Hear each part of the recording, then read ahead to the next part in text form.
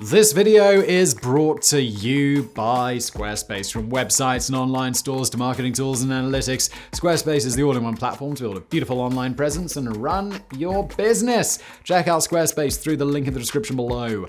More about them in a bit.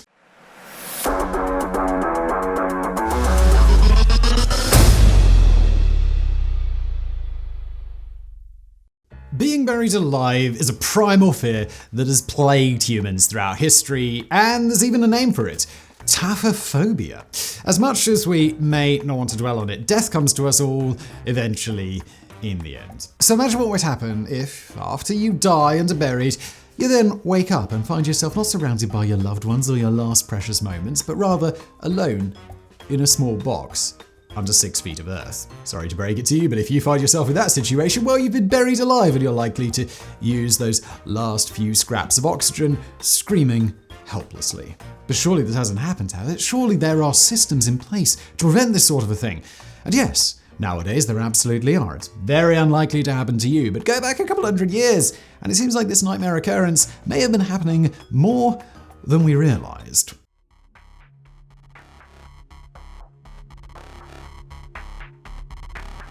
A quotation from Roman author and philosopher Pliny the Elder states, "Such is the condition of humanity, and so uncertain is men's judgment that they cannot determine even death itself." And so it seems there are a couple of different buried alive scenarios. The first is that while the person is technically still alive, they are for the most part at death's door, and after being rescued only survive for a very short period before finally dying for real. The other situation is someone being in a deep coma or similar state, being thought to be dead by accident, and once their situation has been realized and rectified, they go on to live out the rest of their lives. But that's only when it's been realized that a mistake has been made. There have unfortunately been instances where the buried person is only found to have been buried alive long after their actual and permanent death. It's safe to say that nowadays this happens far less than it did in the past, as we're aware of conditions like comas and have monitors that can detect even the faintest of heart and brain signals, but that's not to say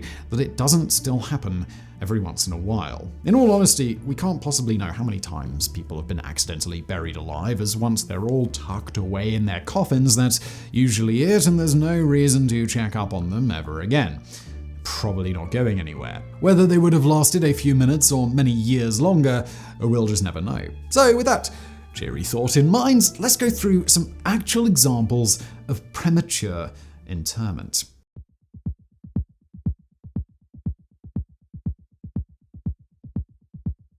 Knowing what we now know about the human body, medicine, and science, it stands to reason that as soon as humans started burying their dead, some would have gone in a bit too soon. Add in high death count events such as plagues, famines, and war, and it's almost inevitable that more than a few people met their ends sometime after they were actually pronounced dead and buried under the ground. While there are early cases of voluntary self-burial due to religious reasons, one of the earliest tales of accidental premature burial comes courtesy of medieval monk and author Thomas à Kempis. After his death in 1471, he was said to be on his way to a sainthood, but an exhumation of his grave soon put paid to that. When his coffin was opened, there were found to be scratch marks on the inside of the lid, and Thomas had splinters of wood stuck under his fingernails. A grisly end, to be sure, but as if being buried alive wasn't bad enough, the church was apparently so aggrieved that the monk had struggled against his untimely death and didn't seem to want to meet God, that they decided this made him an unfit candidate to be a saint after all. Oh no. Then, next up, in July 1674, Alice Blunden of Basingstoke, England, became ill and was given poppy water or tea to make her feel better. It sent her into a deep coma-like state, and after no pulse was found, she was pronounced dead and promptly buried in the local graveyard. After neighborhood children reported hearing screams coming from her grave and probably never slept again, she was exhumed and found to be battered and bruised as though she had tried to fight her way out of the coffin. As all signs of life were absent again, she was reinterred until the coroner could check on her the next day. When the coffin was opened again, her face was covered in blood and her burial shroud was torn. It seems that she'd been buried alive not just once, but twice. There's even a plaque in the Basingstoke Historical Society telling the public of this event, confirming the date and the fact that she was buried alive and the town had been fined by Parliament for letting such a thing occur. So throughout the 1700s, it started to dawn on people in the medical profession that things could be done to revive people previously thought of as dead. This included things like mouth-to-mouth resuscitation for people who had drowned and performing simple tests on supposed corpses to see if there was a reaction. Seems like they should have been doing this before. This led doctors to freely admit that many mistakes had probably been made, and the fear of being buried alive had started to take a deeper root in society's imagination. It also led to the first president, George Washington, telling his servants as he was dying in 1799 to leave his burial for 3 days after his death to avoid the nightmare scenario of being buried alive. In 1891, in Pikeville, Kentucky, USA, Octavia Hatcher sunk into a depression after the death of her baby son. It seemed that some other illness was also at play, though, as she slipped into a coma and was pronounced dead a few days later. This was in May, and as the weather was fairly hot and we didn't want Octavia to get too ripe, she was buried rather speedily. This would have been the end of the sad story, but shortly after Octavia's burial, other people in the town started falling into comas, only to recover a few days later. It turns out that the tsetse fly, or maybe a mosquito, was to blame, spreading a strain of sleeping sickness among the community. Thinking that Octavia may have had the same illness, her husband immediately had her exhumed, and his worst fears were realized. When her coffin was opened, it seemed that she had indeed woken up, but due to being in a confined space, her last moments alive had been spent desperately and unsuccessfully trying to scrabble her way out. Octavia was reburied with a life-size monument of her above the grave, next to that of her deceased baby. Now, the 19th century is where we can get into some actual numbers relating to premature burials. William Tebb's book, Premature Burial and How It May Be Prevented, was published in 1896 and drew on research and records found in numerous cases of near-miss and actual premature burials reported in Britain and Europe over the course of that century. Tebb found 219 documented cases of near-miss premature burials and 149 actual premature burials. He also found reports of 10 dissections performed on people who are still alive, at least at the start, and 2 cases of premature embalming. These numbers reflect reported cases that were actually known about, so just imagine how many that they just didn't know about. Then, even in the 20th century, being pronounced dead was not necessarily 100% accurate. Take the case of Angelo Hayes. In southwestern France in 1937, 19-year-old Angelo crashed his motorbike and went flying headfirst into a brick wall. With a smashed-in head and no discernible pulse, he was declared dead and was buried 3 days later. Luckily for Angelo, his father had taken an insurance policy out on him, and the insurance company decided they needed to take a look at his body. 2 days after he was buried, he was exhumed, found to still be warm, and rushed to the hospital. Being in a coma had kept him alive in the coffin, as his body hadn't been using as much oxygen as it normally would. After some surgery, Angelo ended up making a full recovery, became a bit of a national celebrity, and died in 2008 at the age of 90.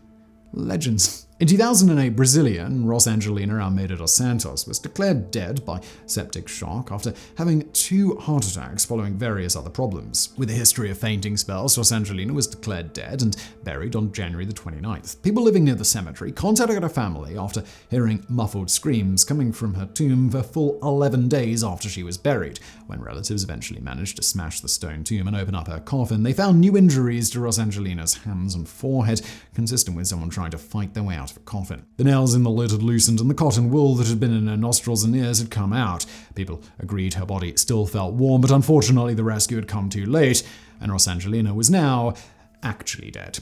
Now, just before we continue with today's video, let me tell you about today's wonderful sponsor, Squarespace. Look, it's a brand new year. Maybe you've got New Year's resolutions, and one of those New Year's resolutions, work on that web project you've been thinking about. I don't know what it could be. A blog, a store, a podcast, whatever. Just a regular website, something like that. Look, if you've got a New Year's resolution to do that, do it with Squarespace. It's the best place to build a website on the internet. Are you looking to get in and out quick without thinking too much about what your website should look like? Well, good news, they've got loads of beautiful templates to choose from. You just tweak a few details and boom, it's ready to go. Or if you're more design inclined, well, Squarespace is very customizable, so you can make a website that looks exactly like you want it to look like. There's no updates, no patches, no technical nonsense to worry about. Once you're done setting up your website, there's loads of extra features that Squarespace provides so that your site can thrive. Email campaigns, patronage portals, social integrations, member-only areas, analytics, commercial options, 24/7 customer support, deep breath. It's everything you could ever want in one place. So when you're ready to get started on the next project of yours, big or small, if it involves a website, Do it with Squarespace. Right now, go to squarespace.com for a free trial. And when you're ready to launch your new site, go to squarespace.com/side projects and you'll save 10% off your first purchase of a website or a domain. And let's get back to the video.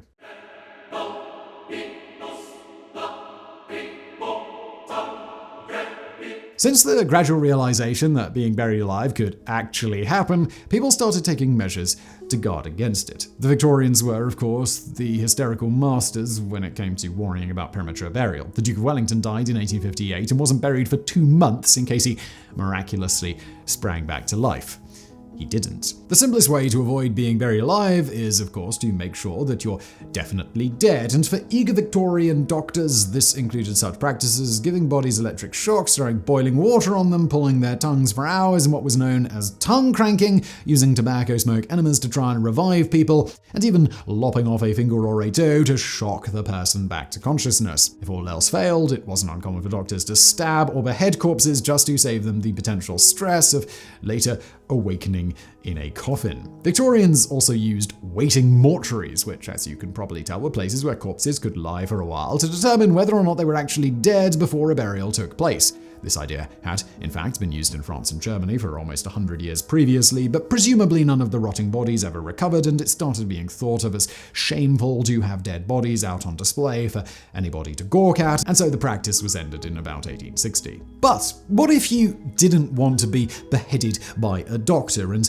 the worst happened, and you were in fact buried alive while you were actually just in a deep coma? Well, this is where the safety coffin came in. The first recorded safety coffin was one created by Prussian nobleman Charles William Ferdinand of Brunswick in 1790. He was buried in a coffin with a viewing window so cemetery workers or visitors could look at his body and hopefully see if it was decaying nicely rather than seeing him frantically waving at them from below the ground. He also had keys to the coffin lid buried with him and an air tube inserted just in case he needed it. He didn't. In the 19th century, safety coffins really took off. An American patent filed in 1868 met the waiting mortuaries halfway by suggesting that coffins should be buried just under the earth, not the whole way down. If a mistake had been made, the occupant could either climb out by ladder or ring a bell to summon a rescuer. If nothing happened, the coffin would later be fully buried about a week or so later. It seems that the easiest way of alerting people to the fact that you'd been buried in error was for some sort of signal to go off above your grave. Bells, flags, and even rockets were popular choices to indicate that the occupant of the coffin had started moving around. Unfortunately, these were not very reliable as bodies can bloat and release gases when they're decomposing, so this sometimes led to enough movement for a system to go off and a cemetery worker to race for his shovel. It's not known how many false alarms were set off, but we also don't have data on whether it actually worked with someone who was alive. You can be sure if it worked even once, there would be some record of it. One notable invention from 1899 suggested that a sheet of glass could be used either as a viewing window to ensure the person was dead, or could be shattered by the prematurely buried person to alert other people and also to get fresh air into the coffin. To do this, you had to smash the glass with your head, which sounds painful. People also started being buried with ladders, tools, fans, and other things to help them escape by themselves, but again, this was heavy on precaution with no actual escapes ever having been recorded. Even into the 20th century, safety coffins were still being innovated. Remember Frenchman Angelo Hayes? In the 1970s, he invented his own coffin and toured it around France. As well as such sensible precautions as a supply of oxygen and a radio transmitter, the coffin was also kitted out with a food locker, library, and even a chemical toilet in case he was down there for a while. In 1995, improvements were still being made by a coffin patented by Fabrizio Caselli. His two-way speaker system, oxygen tank, and torch would have calmed even the most nervous of the not yet deceased, and if the occupant still wasn't sure which side of the Great Divide they were on, it also came with a heartbeat monitor and a heart stimulator. While being buried alive is probably still a fear somewhere deep at the back of most of our minds, it definitely happens less today than it did in the past. Improvements in medical monitoring and just knowledge of the human body in general means that it's now hugely unlikely that this fate is going to befall you. If you're still worried, you could take a leaf out of Hans Christian Andersen's book. The author was so scared of being buried alive whenever he traveled that he left a note next to his bed saying, "I only appear to be dead," in case an overzealous housekeeper sent him to the funeral parlor before he had time to wake up properly. Or alternatively, you could just go with the rather obvious choice of getting cremated. So I really hope you found this video interesting. If you did, please do hit that thumbs up button below. Don't forget to subscribe, and thank you for watching.